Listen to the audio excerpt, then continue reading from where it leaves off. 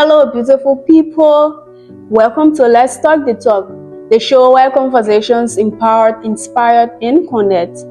This is a platform created to hold meaningful discussions that speak to real life, real people, and real change. Here we believe dialogue has power to shape minds, challenge habits, and open new paths. Our focus is simple but intentional to empower, inspire, and connect. Today's conversation reflects purpose, and we are pleased to host a guest whose work strongly aligns with the values we stand for. I'm Bintu. And I'm Aisha. Today, joining us is Mr. Windell S. King, a humanitarian and community organizer whose work centers on food security, access to clean drinking water, and youth development within underserved communities in Liberia. Through initiatives such as For Hunger in the Liberia Football Academy, he continues to invest time, effort, and resources into building sustainable solutions that serve people at the grassroots level. Mr. Windell S. King, welcome to Let's Talk the Talk, and we are glad to have you here. Thank you guys for having me. I'm really excited and appreciate it. Thank you guys. It's a pleasure to meet you today. We are proud of you, and let me say, I'm inspired. We are inspired about everything you do out there. We see your work on Facebook, on TikTok, on Instagram, and everywhere. So, can you please share with us what led you into humanitarian work and community-based work? Yeah, thank you. I really appreciate you guys for the amazing work that you guys are doing. It's such an extraordinary platform, to come and share our story. Like not only me, but the rest of the other guys who have appeared on your platform. And to answer to your question, I've literally been doing this all of my life from what I can recall.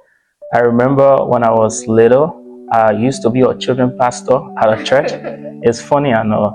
I think I was 9, 10, 11. I'll go to the church in the children's ministry. I'm teaching the children, I'm singing for them, all of that I used to do. So when I was 11, 12, I joined this international organization, and what the organization used to do was take kids from Liberia to the US to represent orphan and raised children as ambassador, raising sponsorship and awareness for those kids, pretty much advocating for their food, for shelter, for education, and all of that. So I met that organization. I went to the US. I was there 2016, 2017. We did that, traveling 38 states plus DC, advocating for kids to get sponsorship, like kids from Liberia, India, Nepal, Peru, Uganda. And when I came back to Liberia, I saw that kids were still being used as breadwinners. Like they were still selling in the streets of Monrovia. Some of those kids, they were not in school. When I saw it, it really broke my heart because I was a little bit smaller with a small mindset. I thought if I was going to go to the States with that organization and do my job perfectly, all the children around the world, they were going to be in good state. So how was it like for you at that age, leaving Liberia to go outside? How was the experience like? Yeah, just to close up on the first question, when I came back, I started initiative, and honestly, I was inspired by my mom, her hard work, all of the hard work she put in for my brother and I to make sure that we got sent to school and acquire education. But for that opportunity, it was actually a very competitive one because there were a lot of kids who don't want to go to America, Asha. Everybody, yeah, realistically, everybody wants to go to America, most especially you're not in one area. We were at the Capitol building, met Senator Johnson. The Republican majority leader in the Senate were at the White House all over. Everybody wanted that opportunity. But it was the right word. But with cultural change and new environment, I've never experienced snow. I've never seen skyscraper. I've never sat in a very comfortable SUV, like a very comfortable car and all of that. So it was quite an experience. And I'll be real to you guys and the viewers that are watching. It actually really shaped my life and made me, push me to where I am today because it was an extraordinary opportunity that I capitalized and utilized. Okay. So, Mr. King, a lot of young people out there, they want to start, but they don't know how to start, where to start. How did you motivate that courage, and what first pushed you in order to start? Great question. The right way to start is for you to believe in yourself. I don't want to sit on this platform as a motivational speaker, but honestly, the best way to start is you believing in yourself, what you can do at the moment, or what are you good at. You start from there. Like, you don't have to get money, you don't have to get all the dollars in your bank account, you don't have to be well known for you to start an initiative or to start something that you're passionate about. I remember when I came back to Liberia, I lost everything with the old organization. So my mom had to send me back to school from her own pocket. And I went to AM Fofana. We were there, and it was my mom sponsoring me because of our studious hours. I had other people helping, like Ayuba Fofana and all of the other guys. But like when I graduated high school, I remember when I was in high school, I had a friend in Fofana there, 12th grade. I used to tell him, hey, actually, when I graduate, I want to start an initiative. I want to give back to people. It's something I've been doing. And he's like, bro, I trust you. You can definitely make it. So when I graduated, I started with just, my own money. You'll not believe it. My own $5, $10. We'll buy Becquerels. We'll take it to the orphanages. I remember one time I went to orphanages, one in New Georgia, on famous island called the Liberian Children Rescue and Educational Foundation Orphanage. We donated rice. I'm always talking big. Spoke to the kids. You can be whatever you want to be. Keep dreaming, pink and blue, orange and white. Right after it, we didn't have transportation to come back to Cinco.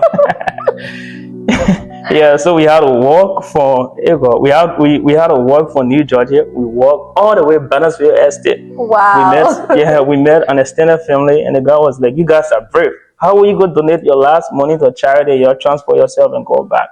So it's all about you believing in yourself and you pretty much trying to push yourself. Because even if I shall come to whoever the viewer is and give you money and say support your dream, if the viewer individually is not passionate, if the viewer is not realistic to his or herself to push themselves, like, it's not going to work. So first thing is to believe in yourself. Secondly, you see something that you're very good at, something that you know, and then you start from there. So believe, know a thing, and start. So those are the 3 points I want to kick off on. Wow, that's amazing. The major part of your work starts with, let's say, clean water and food. What are these issues still urgent in communities like West Point, Clarendon, Newtown? Why do you think these are issues that are still urgent?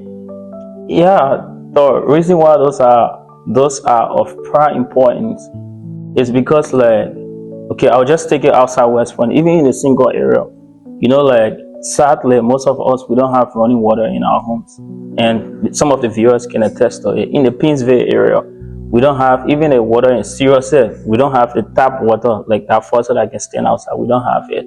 So the generalized thing, accessible, safe, and clean drinking water is a major challenge. Like in most places around West Africa, it's not even Liberia, like in the region, access to clean water is a major challenge. You go to some of the communities, you're going to see the people getting water from wells that are in very deplorable state. I'm going to exaggerate things. I would say scary states.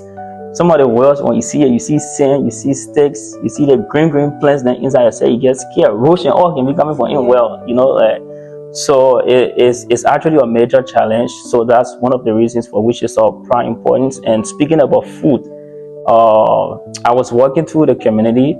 I saw a lady. She cooked the dry rice. I don't know her personally, but she cooked only the white rice, and she had a red oil. She was putting it over it, and I could tell that it was only what she had. Like, it was what they were gonna eat. The people can call it, I think, it or whatever the name is. And when I saw it, it really broke my heart. And even with the exception of that lady, food security, like access to food for people to get food in, this country, to personalized thing is very hard. Some people can attest to limited jobs and all of that. So there are some family, even when they eat there, it's a miracle. And I'll be honest to you, Bintu, I'm speaking out of the experience. Like, I grew up with only my mom. We didn't have, we were not born in wealth or whatever. It was just my mom, struggling for us. Like, she used to sell coal, and I remember there were days that when we cook, when we eat, so out of my own experience now, testifying, when we eat that day, that holiday, that real miracle that other day. Wow. So it's not only me who have experienced it. Even right now, as we're speaking, somebody watching the video has experienced it. Okay. So the problem of accessible clean water and food security is a major thing, and that's one of the reasons for which I'm very invested in into that field. So, Windell, with everything you have listed and some of your work I have seen, so what advice or what will you give out to our viewers out there, the young people who feel discouraged and they feel like they cannot do it anymore? Yeah, Asha, with your speech, you just mentioned consistency. What I want to say to whoever watching and see us as extraordinary, people say these things, oh, you do extraordinary, you this and that thing and blue, orange, and white. Is for you as an individual to believe in yourself. And I've already mentioned that, believe in yourself. And also you want to make sure that you find or think that you're good at and work towards it. Life will definitely favor you. This one, it has nothing to do with, praying. It has nothing to do with whatever it is. God is very good. I'm not going to lie. I believe in God and all of that. But when you're not putting in work, even the Bible, the Quran talks, or both of them talk about it, faith without work is a dead faith. You just be saying that, you say, oh God or Allah will send a breath from heaven. Me sit down in my living room. You get hungry all day, you'll fast, you get tired. So you need to, yeah, realistically, you need to believe in yourself. You need to find something that you're good at and work towards it, like you said, consistency. So believe, find something you're good at, consistency, you work towards it, and life will definitely favor you. So what is one leadership attributes that you have that carry you through this? Great question. This initiative. Great is humility, to be humble. When you're humble, you can go anywhere. When you're humble, you can stand among kings and queens. I'm speaking out of experience. I'm one person who, like I had a guy, a videographer, he was working for my organization. He went to the community. His first time meeting me, he had seen me online and all of that. But at the end of the day, the boy came to my ear, real life story, like, Windell, I tell you, like, man, all the other people there I've been working with in the whole country, I tell you from there, I get yeah, I don't know. And I wasn't really shocked. It actually played in my head. Even when I went home, I was thinking about it, but I wasn't shocked because, like, people tend to take themselves too bigly. Sure. I've had instances where I went to work. I'm the boss there, right? Everybody's supposed to call me boss man. Like the men and they want to call me boss man. Some of these men, they get a family, 5, 6, 7 children to the house. Some of them they can bomb me times 5. If they were, if I didn't want to bomb me, then they are grown up men, like elderly men. I cannot allow these women, like these men, the people who have some money, they can't work for me because I pay them. I be walking it around, I be pushing it around, bossing it and all of that. I've had instances where I'll go to work, I will eat a sandwich, and I don't get nobody that working with. I drop the paper on the ground by me. Then somebody come in and won't pick up the paper to carry in the trash. I'm like, no, you don't want to do that. Please don't do it. I sat down, somebody won't clean my shoe. You know what I'm saying? I'm like, I was so angry. God knows. I'm like, bro, you try that thing, you'll lose your job. And I can't for you to go clean my shoe. Nana, I take God to beg you. Yeah, it's very, very good to be humble. The organization I was with, I was at that organization office. You will not believe. I used to watch. I was not horse ball there. So, the screamer, I was not horse ball. I was not horse help or whatever. But I used to watch to that place. I used to clean the floor.